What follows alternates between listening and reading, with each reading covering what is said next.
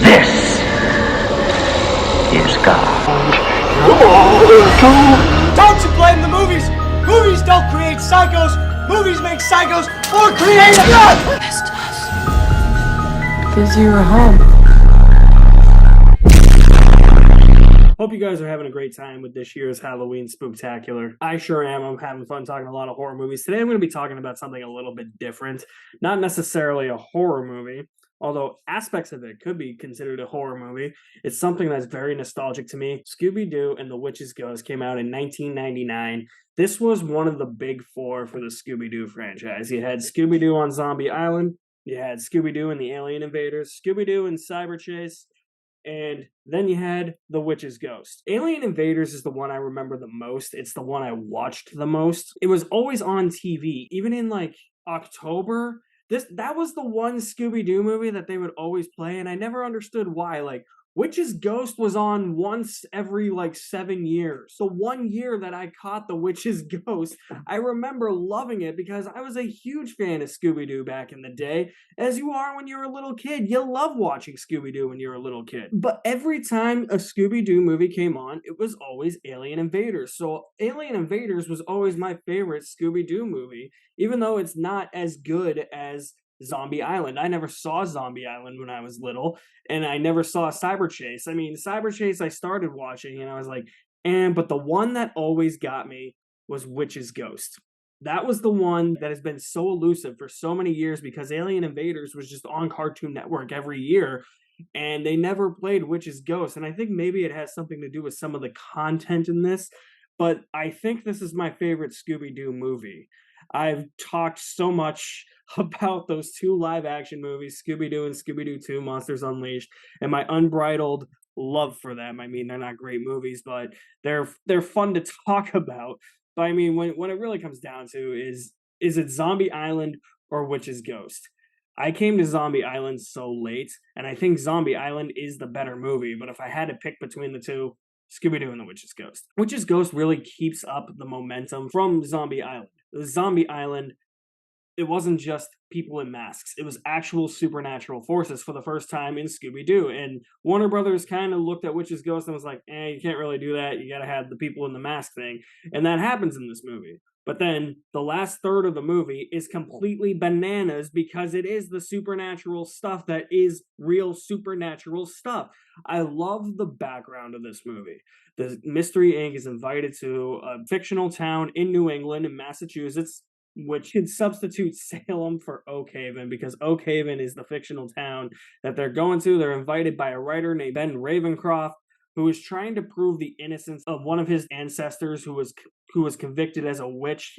He's trying to prove that whole thing. Well, the town has set up a tourist attraction, so it's essentially Salem, Mass. So that's what I love. It's set in New England, where I'm from. That's what really hits hard with Witch's Ghost. But I also just think it's a damn good Scooby-Doo movie. The mystery is interesting. The villains are interesting. The lore that this movie sets up with the whole background is all interesting. The fact that Sarah Ravencroft was convicted as a witch, but Ben Ravencroft is out to prove her innocence and that she was actually good to the Puritan people back in the day.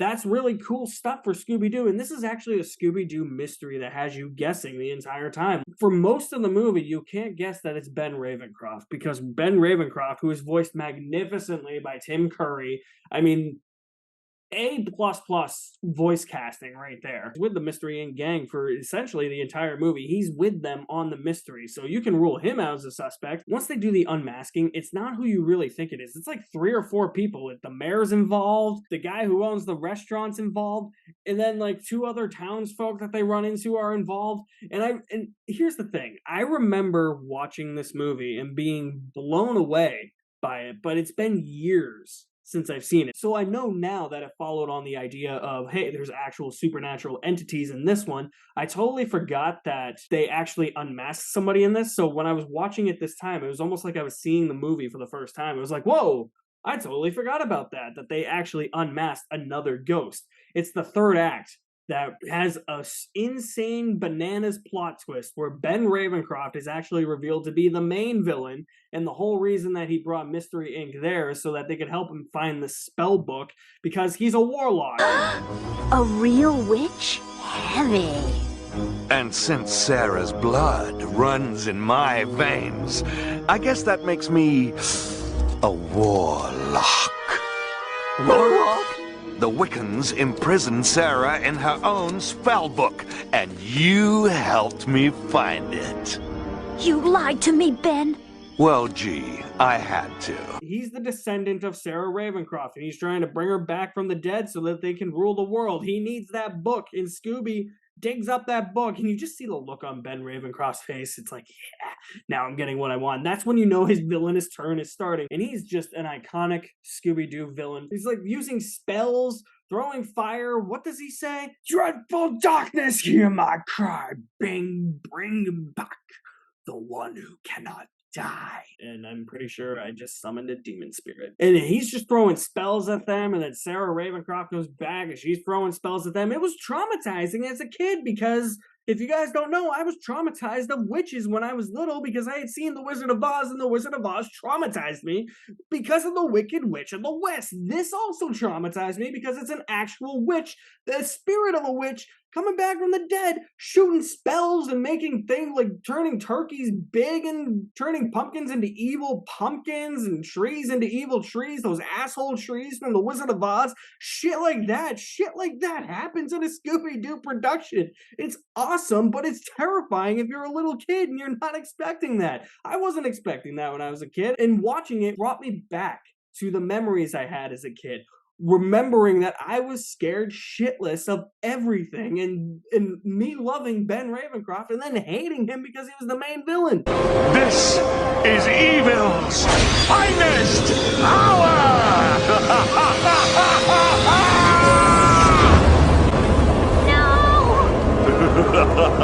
What's the matter, Velma? Don't you like the new, improved Ben Ravencroft?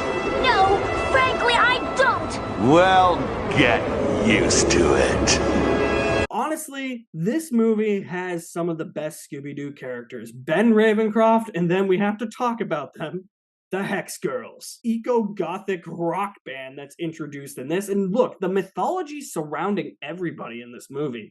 How Thorn, the lead singer, is 1/16th Wiccan, so she's the only one who can send Sarah Ravencroft back to the dead. Well, I'm just going to say hell because it's essentially hell, but Scooby-Doo can't announce that it's hell, so she's the only one who can send her back to hell. She's also involved in like some ritualistic stuff where Fred and Daphne are spying on her, and they see her doing this ritualistic voodoo stuff. They think that she's a witch, and she's actually not. It's actually something where it helps her sing and it helps soothe her vocal cords. Hex Girls are a great addition to Scooby-Doo.